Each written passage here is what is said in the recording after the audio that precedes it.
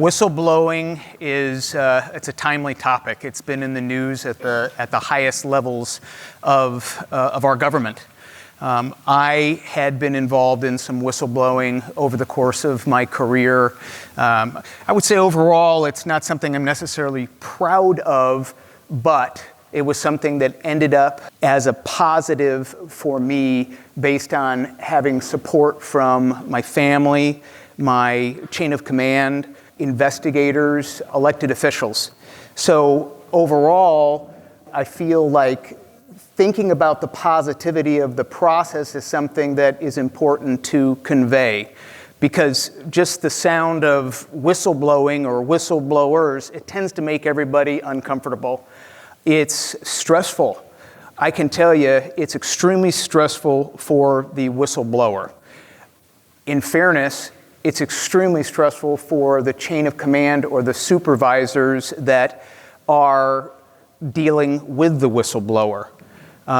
Those realities, I think, are very important for us to think about as we analyze how best to treat whistleblowers through that process. It's important because literally every level of our government, every sector, business, government, local, state, federal, potentially faces whistleblowing activities. In my case, it was within the armed forces, every branch. We have laws that are intended to assist whistleblowers, protect whistleblowers, guide supervisors and commanders, and yet it's so uncomfortable for us to talk about. To me, it's actually fascinating when I was reflecting back on this, and I was wondering, was there anybody ever to help me through a whistleblowing process? And the answer is no. Nobody ever helped me. Nobody ever talked to me about it. I basically had to become self-taught on the whistleblowing process. The one person that I have to kind of give an honor to in this speech is my wife, because over the course of the last 20 plus years that these whistleblowing processes were occurring, she was always there for me. She always listened to me. And so, it almost makes you emotional, because it's so important to have somebody beside you that you can talk to about this stuff, especially when you don't necessarily have that support network within the military in particular. I say there that it's easy to do the right thing when you have that support of your family and your colleagues and your commanders and your elected officials. When you have that network, I would say it's easier, because it wasn't easy for many years. I went through a couple different whistleblowing scenarios, and unfortunately they kind of fed on each other. And over the course of that time, it wasn't easy, but it ended up being positive. Like I said, because I had my family behind me, I had my commanders, some of them, key commanders and officials were behind me, my elected representatives were behind me, and the investigative processes ultimately were behind me as well. These pictures I present provide images of my professional experience. I am so grateful to have had a great career in the military. I mentioned that it had been going on for over 20 years, so something was working correctly, the fact that I was able to continue to serve. And again, I'm extremely grateful for that. Many of these opportunities I have to fly some outstanding platforms for our country happened after I was whistleblowing. Even the first time. But the reason why I think it's important to present the professional experiences, the images of this is, I'm a pilot. I still work as a pilot. My entire military experience was as a pilot and aviator. And our whole approach in doing our jobs is very operationally oriented. Risk management, doing it by the book, doing it by the checklist, and we really can't deviate from procedures. So it's from that context that I think it's more understandable that in my particular circumstances, when faced with an ethical dilemma, that I said no. And I did blow the whistle on a couple different circumstances. In the end, it was a positive experience because I was persistent in trying to get resolution. Probably the only reason I ended up being able to continue to serve is even though I was encouraged at times just to leave the armed forces, I did not do so. I tried to be persistent and resolve the cases. It's important that I provide you a little bit of context as to the actual whistleblowing experiences, and I'll do this briefly. The first one related to the military's anthrax vaccine program. As a young officer, I was tasked by my chain of command, along with the officer in the upper right-hand corner, the late Lieutenant Colonel Russell Dingle, to review the anthrax vaccine program that was mandated on military members and to bring any concerns to the chain of command that we might have discovered. So we did that. And it's really interesting, the earlier discussion about counterfeit narratives. That's effectively what we discovered was a counterfeit narrative related to the anthrax vaccine that we were being mandated to take. We revealed our findings to our chain of command. Some of it was so simple as a common sense reality that the plant had been shut down by the Food and Drug Administration for significant quality control deviations in the 1997 timeframe, at the same time that we were having our team chartered, and at the same time we were being mandated to take the vaccine. But it went beyond that. My colleague, who was the intellectual heavyweight in our efforts, had discovered that the military themselves acknowledged previously, post-First Gulf War, that the vaccine was actually considered to be investigational. Brand new on the books was a law, Title 10, Section 1107 of the U.S. Code, that said you can't mandate investigational or experimental drug products on the troops without their informed consent or a presidential waiver of informed consent. None of that happened. We also, through his research, discovered that there were illegal manufacturing changes to filters and fermenters in the anthrax vaccine manufacturing process. GAO validated all of that with his assistance working on a GAO audit. We did testify to Congress about the matter. We also discovered that the drug product actually never had a formalized license according to the final rulemaking process in the Federal Register. That alone meant that the vaccine was actually not properly licensed under the Food, Drug, and Cosmetic Act. Despite the fact that we were grounded from our A-10 jobs as forward air controllers and were grounded and had to find new jobs, we did continue to serve. We were very fortunate in that regard. Many service members weren't so fortunate. They were discharged, kicked out dishonorably, some jailed, and ended up not being able to serve any longer. I'm very grateful I got to continue to recruit cadets for the Air Force Academy.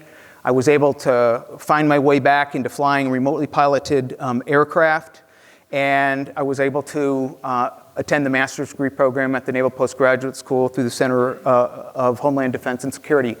So I was very grateful, and I tried to keep things positive. I tried to keep working hard, and it ended up working out pretty well until I ended up having a second deviation from my flight path.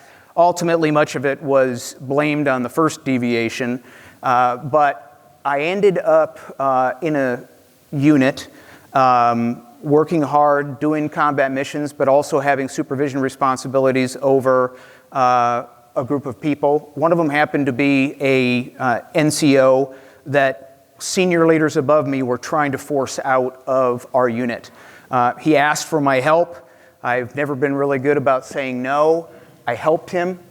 I discovered that what they were doing to this senior NCO was improper, smacked of coercion, got it stopped. Actually got his contract in the unit extended for a whole additional year. As you can imagine, this didn't necessarily endear me with the senior leaders. Ironic as it was, they then asked me to compete for a command position, which I did. In competing for the command position, I was actually successful by all the board members scoring as the highest candidate over all the other candidates by evidently a significant margin beyond where they would have any discretion to pick anybody other than me. I didn't know all the facts and the details at the time, but when I wasn't placed in the command position to lead my unit, which I think many of us would aspire to in those kind of operational settings, I did object to it because I felt like it wasn't a proper process. In doing so, I was summoned to our headquarters, and one of our generals fired me on the spot, and I had to once again go seek another job. Ultimately, the Inspector Generals of the Air Force and affirmed by the Department of Defense Inspector General determined that all these violations had occurred, substantiated that it was an illegal reprisal.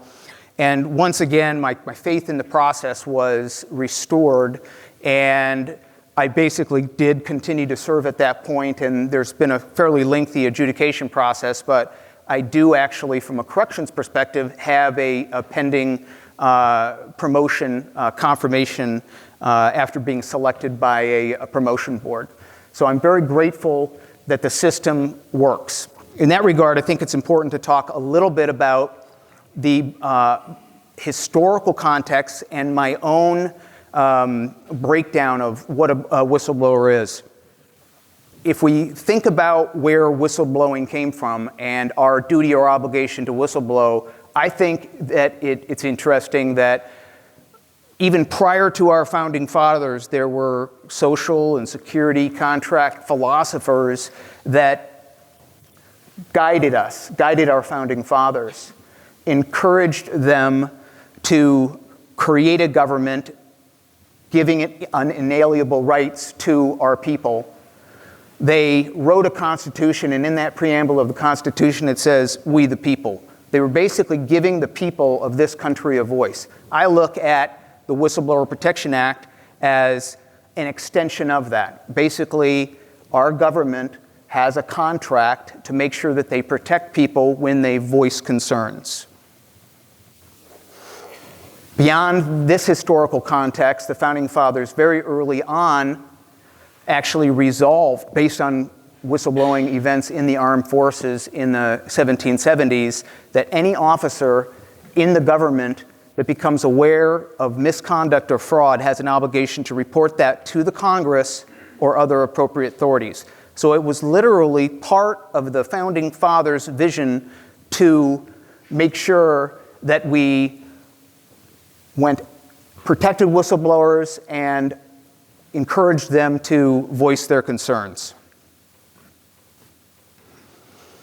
Beyond that, in the Civil War time frame, the Lincoln Law, the False Claims Act, literally became the first legislation that was essentially asking the citizens of the country to watch out for graft during the Reconstruction period. It wasn't until 1989 that we actually came up with the Whistleblower Protection Act, which has subsequently been enhanced. But the Whistleblower Protection Act offers these protections to all government personnel that might encounter fraud, waste, or abuse, or gross mismanagement. So in thinking about beyond the historical context of what a whistleblower is, I had to take a step back and kind of think about what exactly is the whistleblower process. And my belief is that I use 4 C's. It begins with concerns. It can evolve into a complaint. It potentially goes to some sort of consequences, and then potentially some kind of correction if the whistleblower has been mistreated. So I think it's important for us to think about at what point in a professional discourse does just expressing concerns evolve into being actually a complaint or whistleblowing.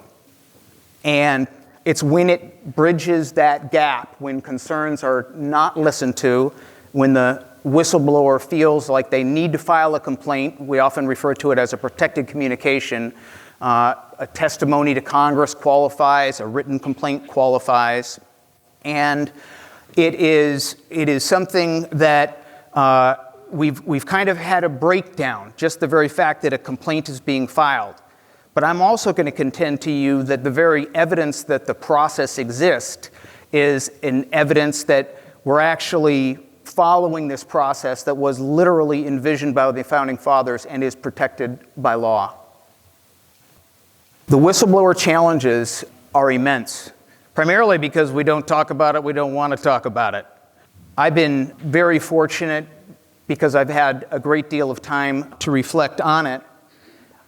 The harnessing of the whistleblower's energy is a real positive. If we can keep somebody from becoming a whistleblower in the first place, maintain them as a valuable member of our organization without getting into whistleblowing, that's the goal. I think it's a two-way street. I think the whistleblower needs to make sure that what they're dealing with is based on fact, regulation, law, and deviations thereof. Similarly, it's going to be important that the chain of command listens to them, encourages them, mentors them through the process, and hopefully guide them to preclude actually getting into a whistleblower event. That chain of command has to be very careful not to get into the realm of, after the complaint's been filed, putting some sort of adverse consequences on the whistleblower, because they then can find themselves in a situation that they are reprising against the whistleblower through an adverse personnel action, a withheld favorable personnel action, or some kind of abuse of power. And that is not where we want this evolution to go at all.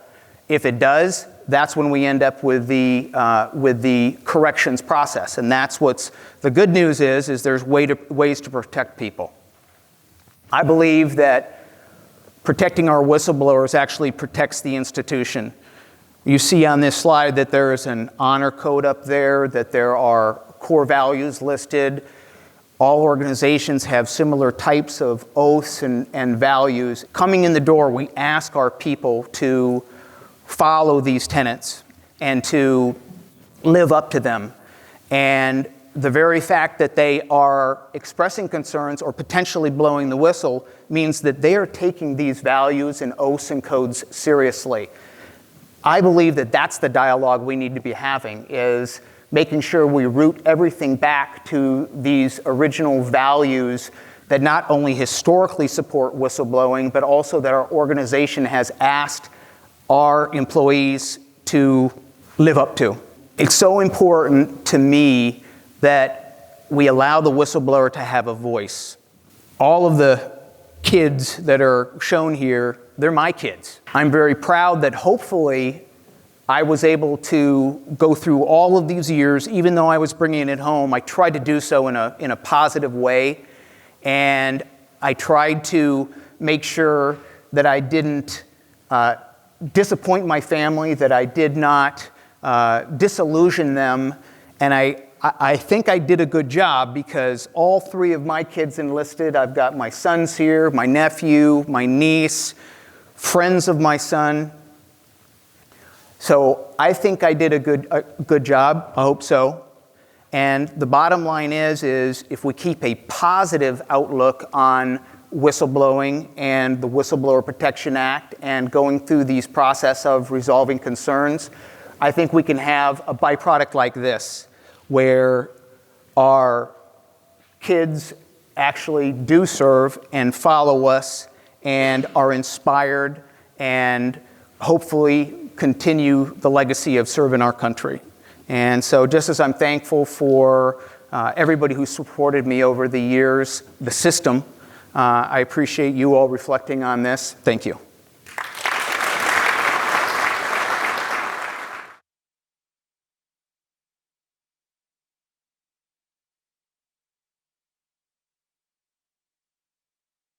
If you can guide your member to somebody who would be a subject matter expert in the whistleblowing process, the inspector general process, whatever your organization has, and give them resources. I think that's the best thing. Make sure that they understand what they're doing, if it actually goes there.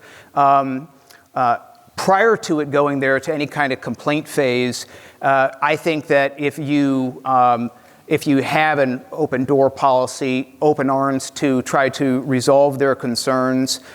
Some of the ideas of the human behavior factors like cognitive biases and situational ethics have been raised. If we can try to take a step back and reflect on the process and try to keep from not reacting well, try to keep from not digging the hole deeper, maybe our employee actually does have a good idea, and if they're talking about actual deviations from law or regulations, I think that we have to have an open mind. That's the most important thing. Have an open mind, be reflective. The process is there and it has to be followed. So if somebody's expressing a concern, I think that the number one priority is to try to keep the concern in-house, if at all possible. To elevate a concern means that there's been some kind of a breakdown, that the prospective whistleblower doesn't believe that they're being listened to, doesn't believe there's a corrective action that's being taken, or believes that they're facing some kind of withheld favorable personnel action or some kind of adverse personnel action. Is there the possibility?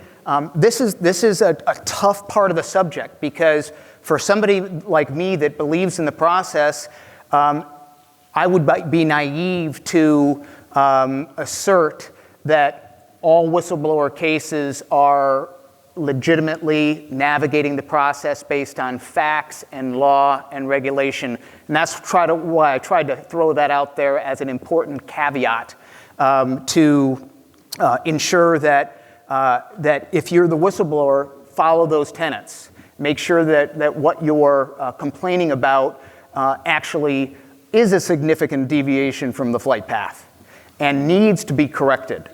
Otherwise, the system does a pretty good job in resolving that for us and potentially not substantiating some kind of allegation. I have kind of monitored current events because that's always been a little bit elusive to me as to the right to anonymity. On the form, you can check, I'd like to remain anonymous. But in the adjudication phase, it is very difficult to remain anonymous. I mean, in all reality, it's more likely than not that people are going to absolutely know what's going on. Similarly, if you do remain anonymous, you may not avail yourself to the help and assistance that you could be getting. So the way I've always handled my experiences is open book. This is what I believe we need to be doing. This is why, and take all the shots that people might want to take to dispute that, and because I will learn from that, hopefully. And but at the same time, my wife has told me over the years when dealing with our grown children to pick your battles. You have to pick your battles. So that's my advice to the employee that's considering this is, I believe that this should be reserved for very serious matters. But I will also tell you that the statistics, even for a case that is, in my opinion, at least in the final analysis, completely straightforward, the statistics are very low for substantiated whistleblower cases. So it is very difficult to get people to follow the process. So I would try to educate them on the process. Every organization, every branch of the military has regulations that specify what you need to do.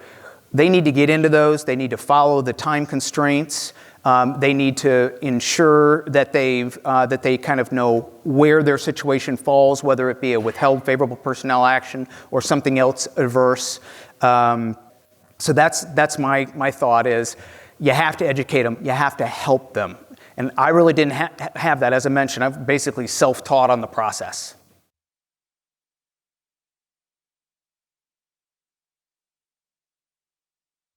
So I think that's a really good point, a distinction that needs to be made. In my case, I was fortunate that there was no misconduct, and therefore I never, provided anybody actual justification to do what they did to me. Matter of fact, when they met with me and told me that my services were no longer required, they said it was not for cause. So if something is for cause, or if there is a military discipline issue, that really is a whole different tangential path of administrative correction actions, potentially non-judicial punishments, potentially Uniform Code of Military Justice type punishments. But these two can intersect. There could be a situation where a person is causing trouble, being a malcontent, being a whiner, and then they may have a legitimate gripe, but there could be some kind of tangential misconduct that occurs. So there could be an intersect, and that's something you have to watch out for. And I think it's incumbent on us as leaders to try to keep those processes separate and not allow judicial processes to interfere with what might be a bona fide whistleblower process. But again, our objective, our goal, let's never let it get there. Let's address concerns. Let's have that key dialogue. Exactly what's happening here. We're talking about it. That's what we should be talking about at the unit level, the organizational level, so that we never get to the point where protected communications happen or complaints happen. Hopefully that answers your question.